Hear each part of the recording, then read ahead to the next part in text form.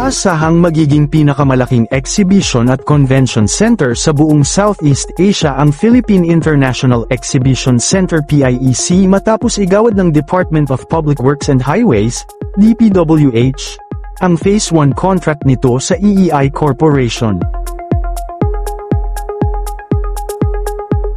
At bago natin ituloy, kung ikaw ay bago pa lang sa aking YouTube channel ay huwag kalimutan mag-subscribe at e-click na rin ang bell icon para lagi kang updated sa mga bago kong upload video. Nakatakdang magtayo ng pinakamalaking exhibition at convention center sa Southeast Asia sa halagang 16 billion pesos ang nakalistang construction firm na EEI Corporation, isang hakbang na nakikitang magbibigay daan para sa mas mahusay na promosyon sa kalakalan at pamumuhunan sa ibang bansa.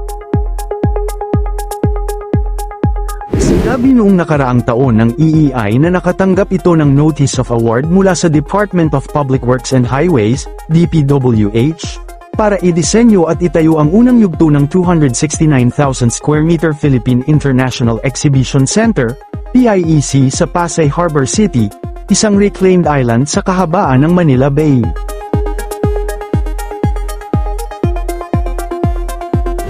Sa pahayag ng EEI Corporation, layunin nilang gamitin ang lokal na talento at materyales upang maipakita ang galing ng mga Pilipino sa konstruksyon.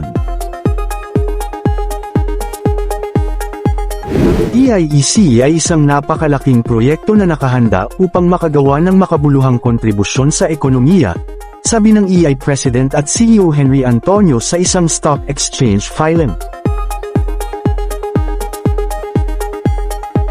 Hayag ng DPWH ang mga plano noong unang bahagi ng nakaraang taon para itayo ang PIEC, na magiging flagship meetings, incentives, conferences and exhibitions MICE project na nagsasabing makakatulong ito sa pagsulong ng kalakalan at pag-unlad ng ekonomiya habang pinalalakas ang dayuhang pamumuhunan. Kapag naitayo na, ang PIEC ay magiging pinakamalaking exhibition at convention center sa Southeast Asia, nalalampas sa laki ng 220,000 square meter Indonesia Convention Exhibition.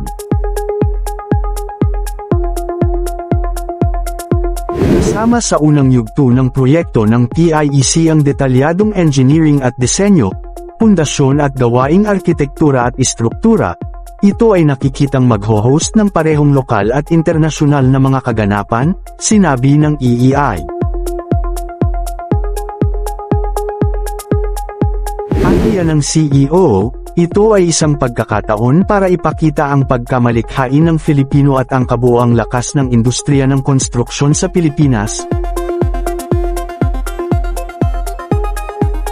Kinikilala natin ang ilang mga materyales na hindi natin may iwasang i-import, mulat tayong i-maximize ang nilalamang Filipino sa pagbuo ng iconic landmark na ito. Ito ang pangalawang pangunahing pasilidad ng MICE na nakatakdang itayo sa loob ng Bay Area pagkatapos ng SMX Center for International Trade and Exhibitions ng SM Prime Holdings Incorporated.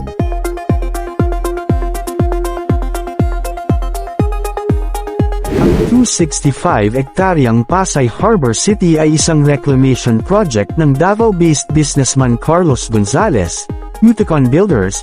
Isa ito sa dalawang proyekto sa reclamation ng Manila Bay na pinayagan ng gobyerno na magpatuloy sa gitna ng mga alalahanin sa epekto sa kapaligiran.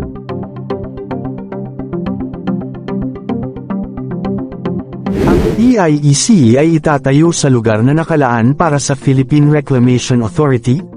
Sa bawat reclamation development, 51% ang napupunta sa private proponent habang 49% ay itinatago ng gobyerno.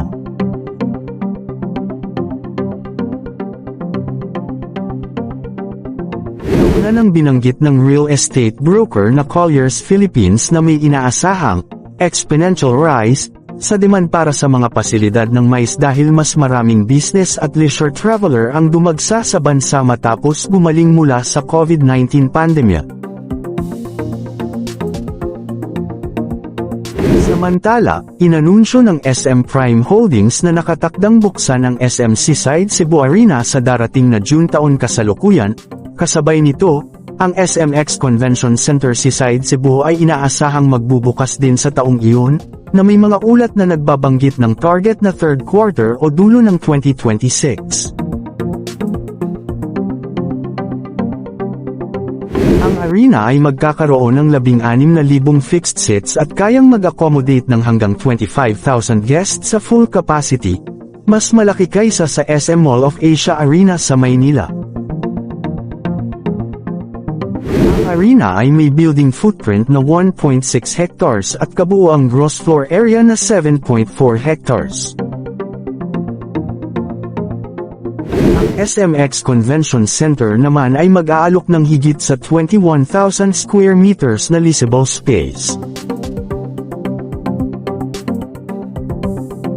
Magkakaroon ng skybridge na magdurugtong sa arena, sa bagong SMX Convention Center, at sa SM Seaside City Cebu Mall para sa madaling paggalaw ng mga tao. Magkakaroon ng skybridge na magdurugtong sa arena, sa bagong SMX Convention Center, at sa SM Seaside City Cebu Mall para sa madaling paggalaw ng mga tao. Matatagpuan ang mga ito sa loob ng South Coast City, isang 26 na hektar na integrated estate sa South Road Properties, SRP, Cebu City. Layunin ng proyektong ito na gawing pangunahing destinasyon ng Visayas para sa mga international concerts, sporting events, gaya ng NBA Games o FIBA, at malalaking conventions, MICE industry. Kumpirma na magiging host ang Cebu para sa Women's Volleyball Nations League, VNL, sa 2026 at 2027 na gaganapin sa bagong arena. Bahagi ang mga ito ng mas malaking development na kinabibilangan din ng mga hotel gaya ng Radisson at Park Inn by Radisson.